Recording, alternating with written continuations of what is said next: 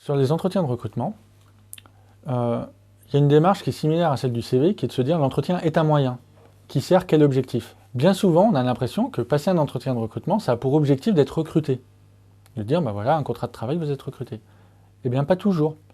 Posez-vous la question de l'objectif de la personne que vous avez en face de vous. Si en face de vous, vous avez un cabinet de recrutement, son objectif, c'est de facturer. Pour facturer, c'est que vous soyez recruté. Mais pour ça, il faut que vous soyez dans les critères de ce qu'il recherche pour passer l'étape, parce que le cabinet de recrutement ne vous fera pas un contrat de travail, pour que vous alliez chez son client. Donc finalement, l'objectif d'un entretien dans un cabinet de recrutement, c'est pas d'être recruté, c'est de passer à l'étape client. C'est que le cabinet a l'impression que le client ne lui reprochera pas de lui avoir transmis votre candidature. Donc ça, c'est l'objectif du recruteur.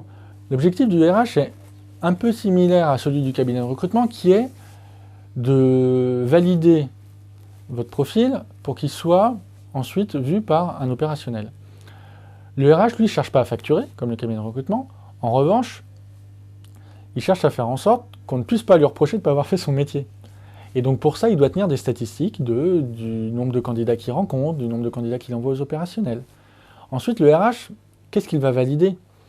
L'adéquation avec une culture d'entreprise, un potentiel d'évolution, le fait que vous rentrez bien dans leur politique de gestion d'emploi, des compétences et des carrières. Ce n'est pas le bon moment pour expliquer comment vous avez architecturé votre dernier serveur web en mode objet, en lien avec des API Google. Le RH n'est pas là pour valider ça. En revanche, quelle vision vous avez du management? Qu'est-ce qui est pour vous un bon manager? Quelle vision vous avez de l'entreprise? Qu'est-ce qu'elle est censée vous apporter? Qu'est-ce que vous avez envie de lui apporter? Là, ça va intéresser un RH. Donc, quel est l'objectif de la personne à qui vous parlez? L'opérationnel, lui, quel est son objectif? C'est celui qui a l'objectif le plus proche du vôtre. L'opérationnel, il veut quelqu'un qui rentre dans le poste et qui le fasse bien. Voilà. Si après vous êtes évolutif dans l'entreprise, tant mieux.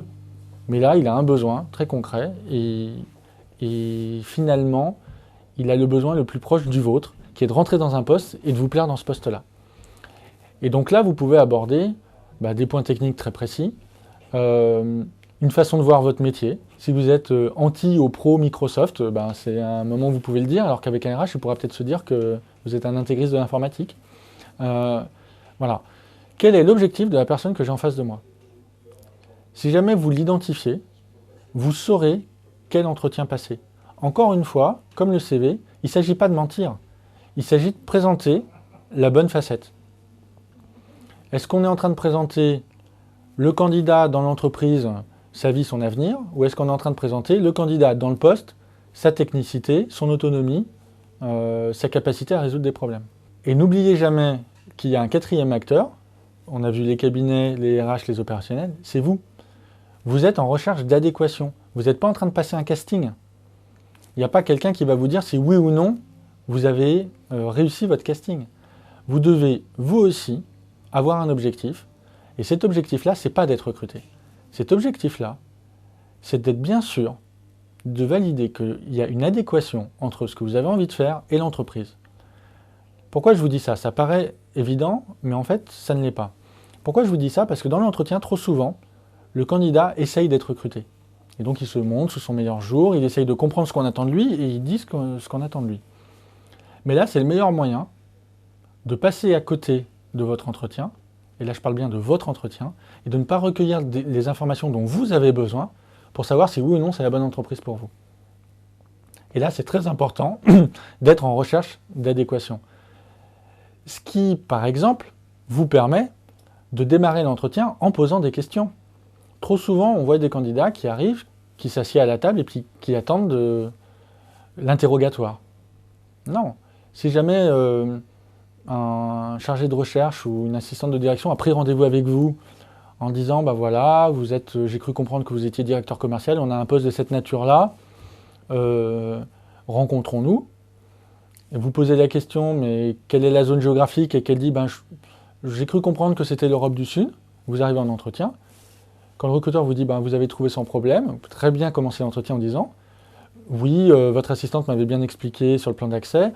En revanche, sur le poste, quand je lui ai posé la question sur la zone géographique, je n'ai pas eu tous les éléments. Est-ce que votre poste, c'est sur l'Europe du Sud ou le monde en entier?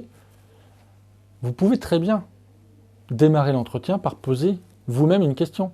Et vous êtes légitime à le faire. Parce que, comme on l'a vu un peu plus tôt, vous êtes sur un pied d'égalité avec le recruteur. Alors si le recruteur vous dit « Je répondrai à votre question, mais dans un premier temps, j'aimerais savoir ce qui vous êtes et ce que vous avez fait », bah, très bien, démarrez votre entretien.